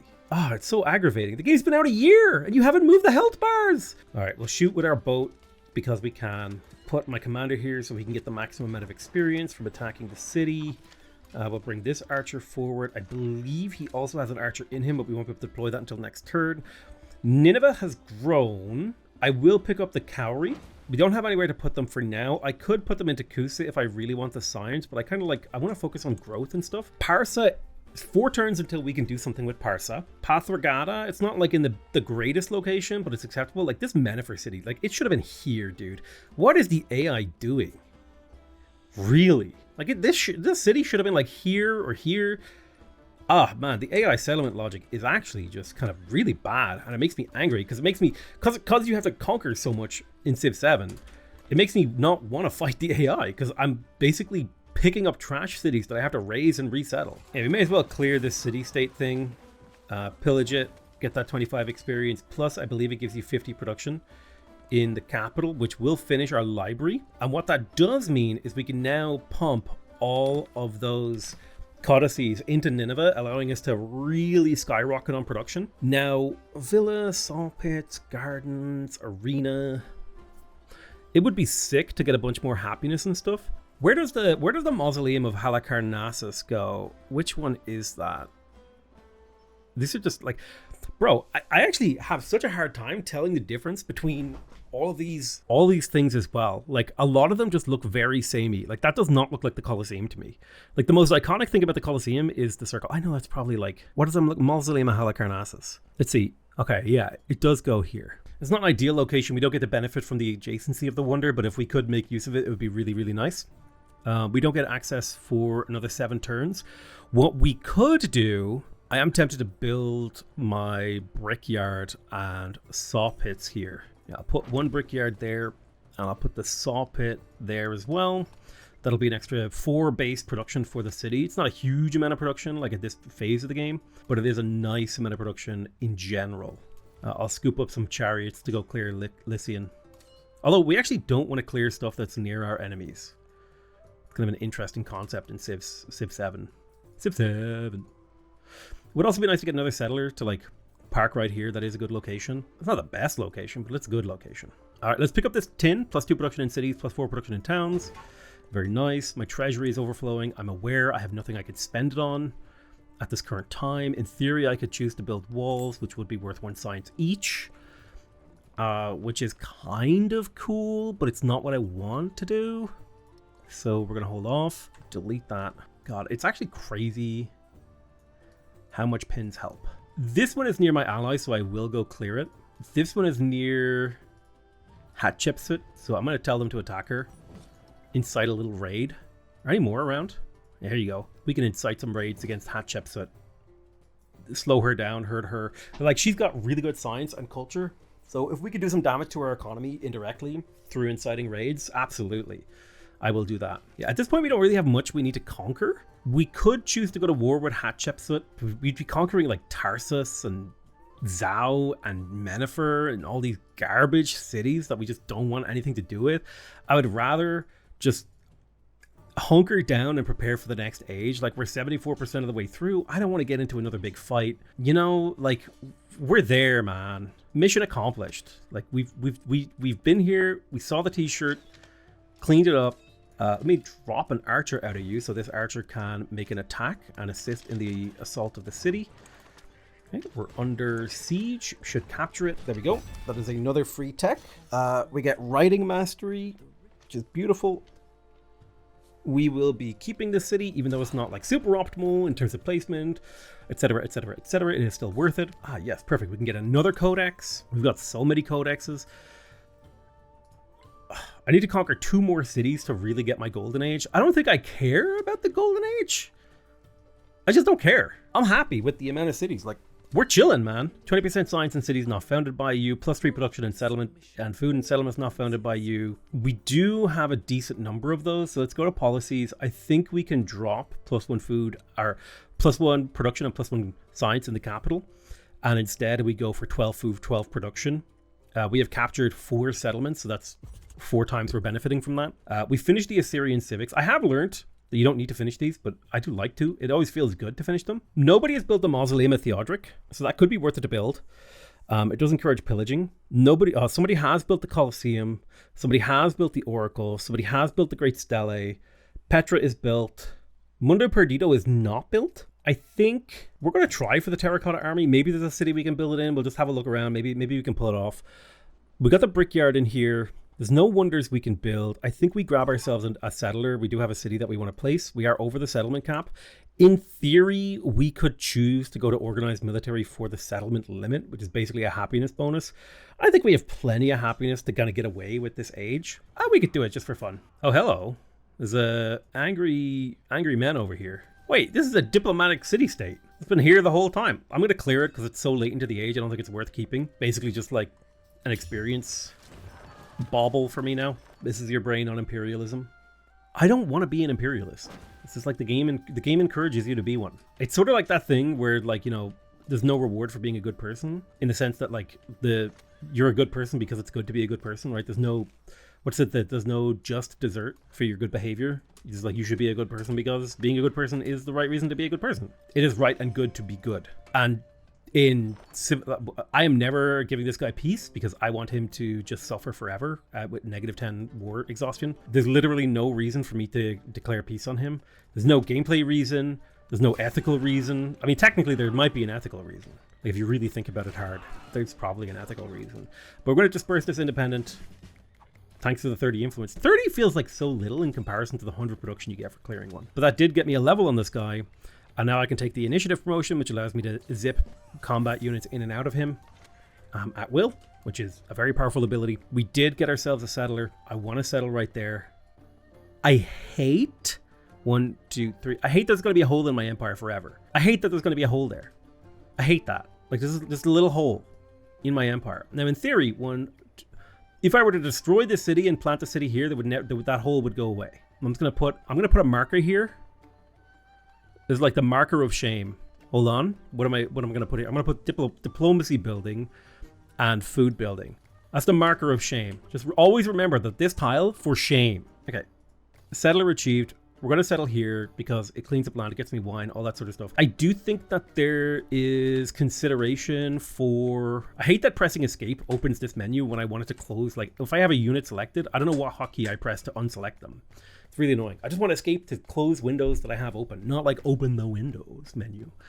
I'm sorry, I'm complaining a lot. There's a lot to complain about. Jeez. Okay, kind of looking in here. It looks like a pretty optimal settlement location is either here or here or here. Like, this is the best one. Either of these two leaves a gap in my empire. So I'm going to settle this one and leave this stupid hole here. Oh, wait. Is that a hole? 1, 2, 3. I think it is a hole. Is it a hole? I think it's a hole. Genuinely can't tell. I think it is a hole. Well, you get the pin of shame, which is diplomacy building pins. I've changed my mind. Diplomacy building pins are the pins of shame for holes in my empire. These unsatisfying, frustrating holes in my empire. Okay, we got a settler. Let's get arena, market, villa. It would be nice to get the villa. It is worth a lot of influence. I don't think we care about it having a lot of adjacency, so I'm just going to park it in the capital because we just want that. We want that +3 influence because influence is one of those yields that's quite hard to get your hands on, but is incredibly valuable if you do get your hands on it. I'm just going to start putting all my units to sleep. I feel like we've achieved our goals for the age. So now we just need to weather the storm of the barbs. Okay. Bam. And we'll grab that sheep right there in Susa. In Parsa, you've got a lot of destroyed tiles. You have most of your resources. It's probably a good idea. I don't even know what to grab in here. Let's grab that food tile. Speaking of Parsa, it is now officially allowed to repair tiles. Technically, it has a library, has a granary. Let's have a little bit of a think about Parsa as a city. Also, it's really hard to tell where farms are when you've placed farms, or where rivers are when you've placed farms on them. That's another really frustrating aspect of the game that, like... So, what do we got? +1, +3, +2, +1. We got a +3 right there. What's our best bet? We got a +2, +2, +3. Well, we got a +3 right there, so we'll park this here. It is not flat land, so you don't get the happiness bonus, which makes me really sad. What if we went there? It is technically a flat tile, so we would get the happiness. We lose an adjacency, but we get the happiness. I think I would rather have the happiness and lose the adjacency, because it's an important part of maintaining it, I think. It's like my hot take. Now, at the same time, we need to figure out how to get there, and it's probably just going to be an urban building or a warehouse building. So I'll put a warehouse right there, improve 3 silk. Baffled. I think that's because I repaired it and then placed something. We'll grab that sheep. Resources are always good. Sure, Benjamin, I'll take some extra science from you. Now, coming into Parsa, we have the money to develop this city. I would like a festival ground. I guess I'll place it on the chicken. Okay. I would like an altar too. Where the altar goes doesn't matter, so I'm just going to park it right there. And then this could be a really good candidate to turn into a city, so I'm going to. I'll turn you into a city, and then we'll start the construction process. We want the citadel. I think I will go like barracks blacksmith first, although we do need to think about like what does a barracks blacksmith look like in this town. We don't have the craziest adjacent, although there is a nice barracks blacksmith right there. double production tile. That's our best one, honestly.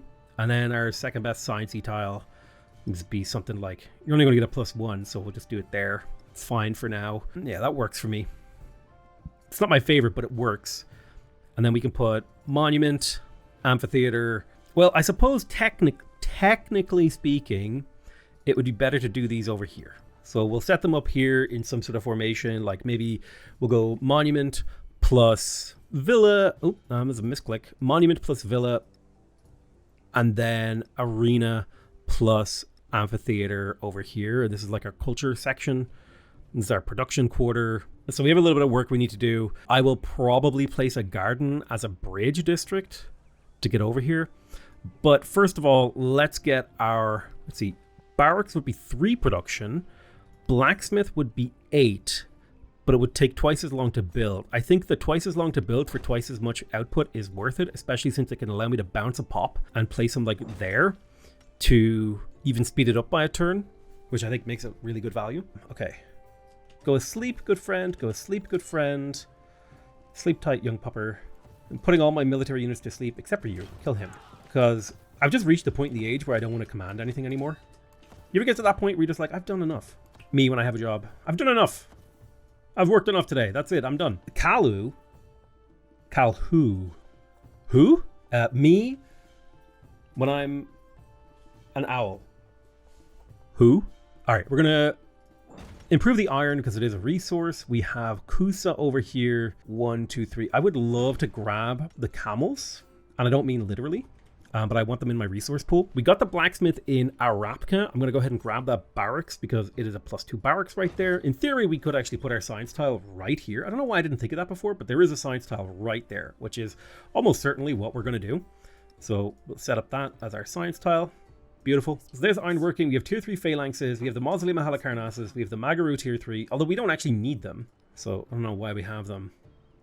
I do like the Mausoleum of Halicarnassus because of the free cavalry thing it does. So I think we will build it just purely because it would allow us to do some crazy cavalry stuff in the next age if we wanted to. In terms of what else we're going to research, I would love to pick up engineering for the culture. It'd be pretty cool. So we'll get to work on engineering. Production on military buildings isn't bad. I don't know what counts as a military building. You know, what is a military building? Like, I assume the blacksmith or the barracks is a military building, but like, it doesn't say it anywhere on that it's a military building. You know, like it's very like, what if the barracks is the only military building? Why not just say +2 production on barracks? I don't know. It's just like, bruh, too much. Yeah, we're gonna settle here. This gets us a silver. It gets us a wine. It fills in our empire nicely. There is the militaristic legacy path. We are 2 settlements over our limit, but that's fine. We are going to get more settlement limits soon. It would be great if we could find 1 more codex. But yeah, we finished the military path. I would have loved to have built another wonder, although we are actually working on a wonder, so that could still happen for us. +1 warrior, +1 migrant. We'll get a migrant. We'll place the migrant. We will grab the production here, +4 production. My capital is great production. Here comes the crisis. Independent camps are going to grow stronger. It reappeared. That's bad.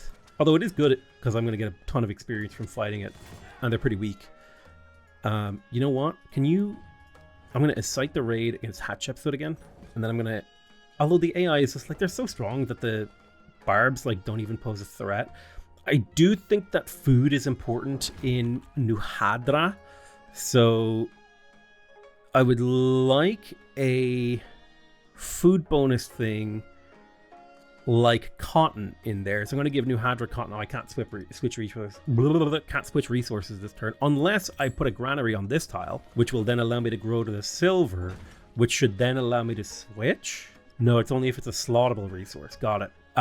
Minus that, I mean, decentralization, this is a free pick because I haven't specialized any of my towns because I've optimized for growth right now. So yeah, free pick, thanks. Taking a little bit of damage. We're not going to get much experience out of this. We did just finish, I clicked through the tooltip. We did finish terracotta tactics. We'll get to work on organized military because I want the +1 settlement limit so that we just deal with less happiness problems at the transition of the era. Kill you right there, shoot him. Bounce through. I do love the bouncing units through technique. Yeah, technically it's like I don't know if it's intended or if it's overpowered, but it is actually really satisfying and fun to do. And that's the thing. It's a satisfying and fun thing to do. And it's one of the few satisfying and fun things to do in Civ 7. I don't know if we want another city. I think 3 is fine. The game seems designed around you wanting only 3 cities, whereas like I feel like a lot of the fun in Civ was having a ton of cities and building them up and doing all that sort of stuff. And again, it just feels like the game like arbitrarily limits you to not have that many and make that less fun. It's like it just feels like the game is always standing in your way of having a good time. All right, we want to get the wine up as well. A settlement is under threat. That's fine. Pretty much dealt with the barbarian horde that appeared there. I just like they got melted so fast. But like, look at this. There's no cost to me like not like piecing out Napoleon. We have access to the bath, the market, the Colossus, and we now have specialists in the capital if we want them, or at least specialists in our cities, I suppose, is probably a better way to put that, not in our capital. We are technically building a wonder, but do we need 15% production? I think I would rather just take the culture. We don't need to swap any of this out. Tool making, I guess, is nice. We just have so many policy slots that it doesn't matter what we put in. Like, we can just plug in everything, and we just have to, like, basically, at a certain point, you get to a point where it's just like, all I need to do is make sure that rather than choosing which policies are slotted in, I choose which policies are not slotted in. And I just make sure that the lowest value policies aren't slotted in. Rather than, because like there's like that transition, right? Because early in the age, you're trying to be like, I need to get the maximum amount of value per policy slot. So I need to pick which ones are going in. And then at a certain point, you can put almost all of them in. And then you're just like, okay, which ones am I leaving out? It's kind of like, it is actually kind of an interesting transition from a decision-making point of view. Okay, so it doesn't show up, but I think we just finished our barracks, or someone is standing on it. Okay, someone is standing on it. So let me quickly grab a couple of Magaros. We'll upgrade this guy so we can clear it. How much for a... It won't let me buy them. It's fine. Can I buy one? No, it doesn't. The game doesn't think I should be able to buy a Turtanu. Okay, we're getting to the end of the age. I'm sad that I won't get my final codex, but it is what it is. We live with those. Let's keep growing here. I'll grow to the water tiles. I am able to now invest into you. Now, Kusa, on the other hand, is definitely ready for investment. And there's a few things that I want to do, like get myself set up, make sure I have my festival grounds in every town, every settlement rather, because that's 8 potential diplomatic influence, 16 in celebrations, plus the same amount of happiness. The happiness is less important in my opinion. Kusa, on the other hand, if we take a look at this mode, there is a really, really, really nice culture tile in here that's a +3. So there is something to be said for like expanding the city out this way. There's like a really nice set of culture in here that could be eventual. So what if we did like sawmill plus brickyard, and then this is set up for culture and happiness in here. Then what if we did a 1, 2, 3? You don't have a whole lot of water inside you, but there are at least 2 water resources and 3 workable other tiles. So what if we did a granary here plus the fishing tile and the harbor? That allows you to access this tile over here easily, which is a decent like science tile. It's like not terrible. It's a good science and production tile. Like +2 I would consider to be like pretty good baseline tile. It's not amazing, it's not terrible. We could even take this tile if we really wanted it. That's another decent science production tile. You do need like 2 sets of those if you can get them. And then you do have actually a pretty good gold tile right there. Gold/food, although prefer gold. So yeah, look at that Kusa. Like, oh man, I love planning it because now I could just choose how do I execute my plan, right? I need to think like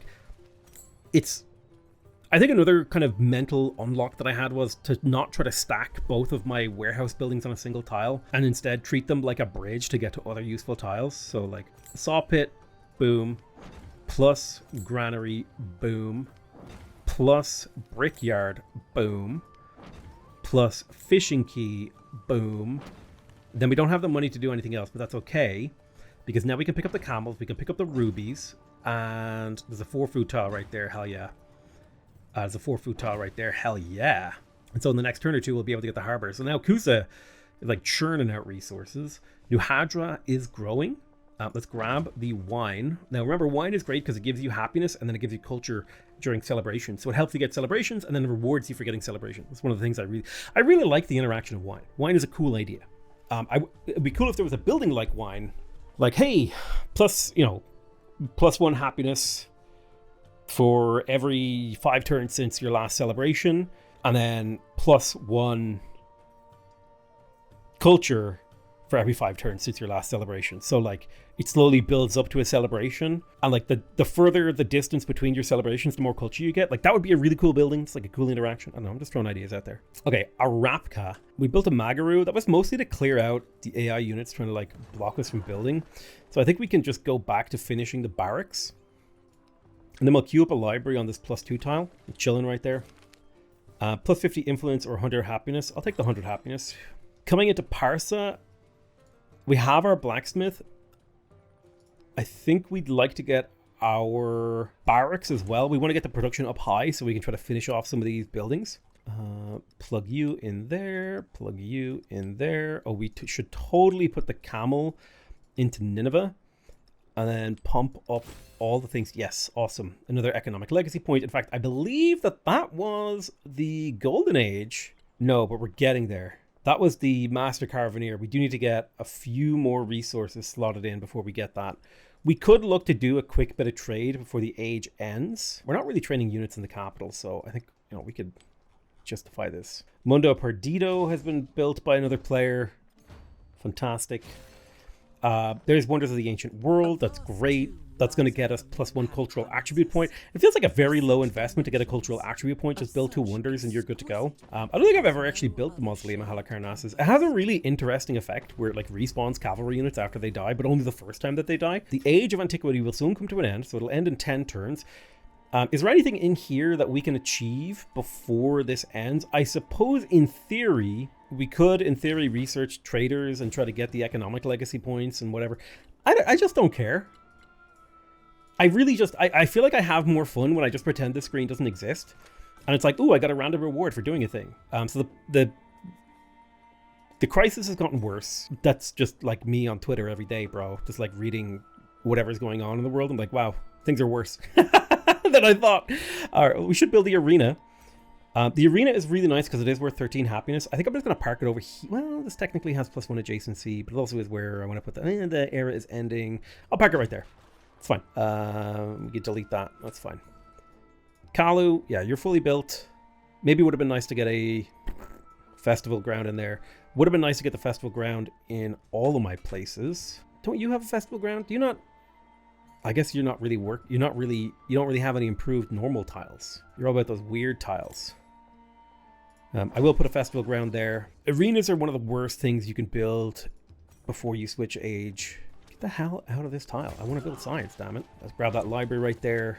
I may just go blow this thing up just because I'm annoyed at it for like interrupting my construction.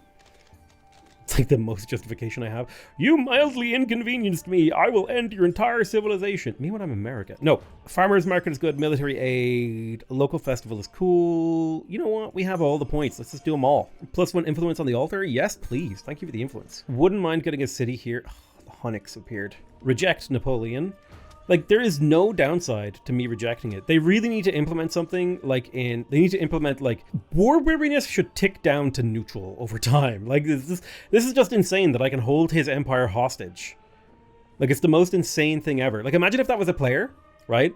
And he was like, he's down to 1 city with -50 happiness in that city. And he has to just sit there and live with that. And the guy who, like imagine if I was doing that to a real person.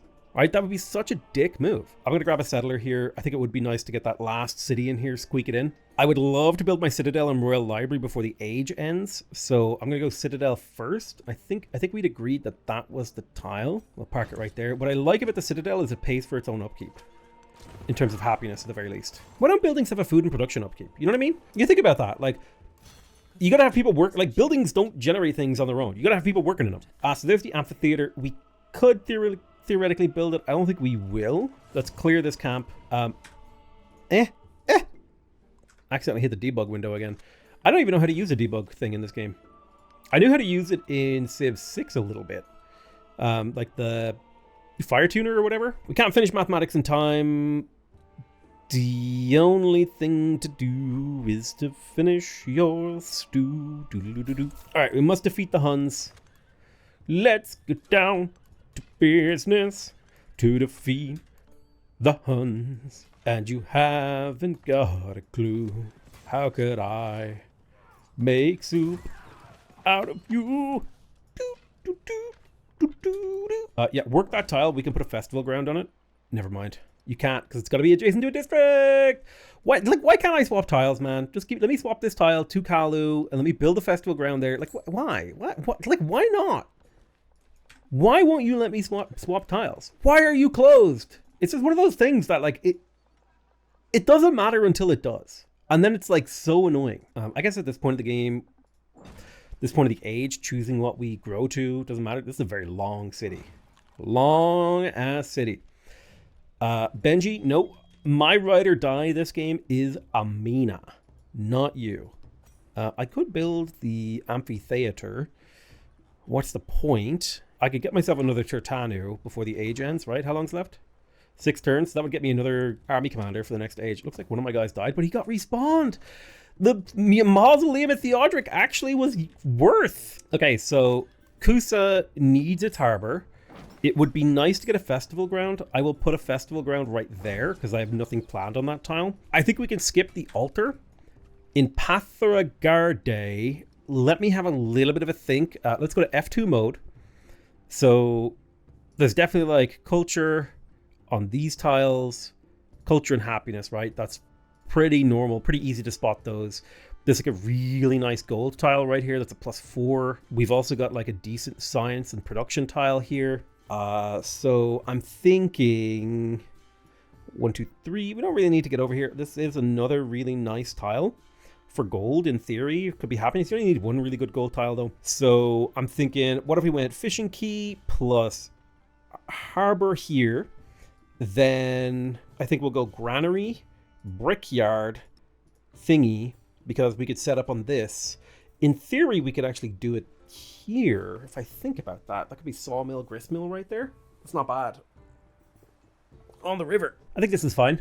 It's like not bad. Not a bad setup whatsoever. So there's organized military, the mausoleum of Theodoric, +1 settlement limit. That's going to help our happiness a little. Did I build a settler? Oh yeah, I'm building it in Arapka. Somebody already built mausoleums of Theodoric, so we don't care about that one. By that I mean we don't care to try to build it. Right. Put our people to sleeps. Put our people to sleeple. Oh hey, they stepped out of the Hunnix and they're gonna let me pillage it. Cool. +1 gold and gold buildings. Not that that matters. We're not gonna benefit from it. Go ahead and pillage that. +1 food in the Citadel. +1 warrior. Food in the Citadel. I hope that's permanent. If it's not permanent, whatever. Research mathematics. The age is ending anyway, so none of these decisions matter. I feel like you just go through that experience of like your decisions not mattering 3 times instead of once. Instead of in Civili, your decisions will be obsolete 3 times as many times in Civilization 7. Evan, just do a research.